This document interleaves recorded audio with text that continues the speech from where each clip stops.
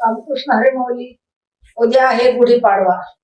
तर गुढीपाडवा म्हणजे नव्या वर्षाचा आरंभ हा गुढीपाडव्यानेच होत असतो.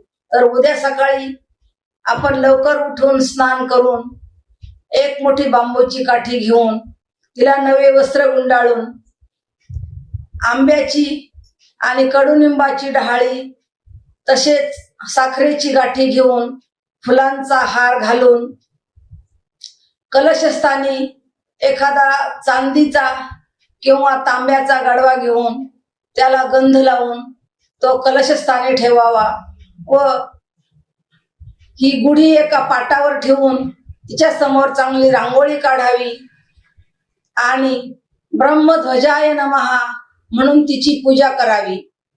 जसे आपण 15 ऑगस्ट आणि 26 जानेवारीला राष्ट्रध्वज उभारतो त्याचप्रमाणे या नववर्षाच्या आरंभी आपण ब्रह्मध्वज म्हणून गुढी उभारण्याची परंपरा आपल्या या महाराष्ट्रामध्ये आहे. म्हणून हा जो गुढीपाडव्याचा सण आहे हा पूर्ण महाराष्ट्रभर मोठ्या आनंदाने साजरा केला जातो. आजच्या दिवशी गुढीपाडव्याच्या दिवशी कडुनिंब, गूळ आणि जिरे यांचं एकत्र मिश्रण करून त्याचा प्रसाद घ्यायचा असतो. याचं विशेष म्हणजे कडुनिंब आणि गूळ म्हणजे कडू आणि गोडचं मिश्रण.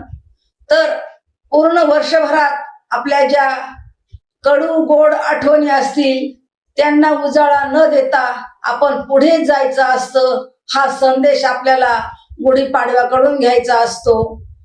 म्हणून आजच्या दिवशी आपण हा संदेश पुढे घेऊन पुढे जाऊ आणि पुढचा जो विशेष भाग आहे तो उद्याच्या व्हिडिओमध्ये ऐकू. रामकृष्ण हरी माऊली.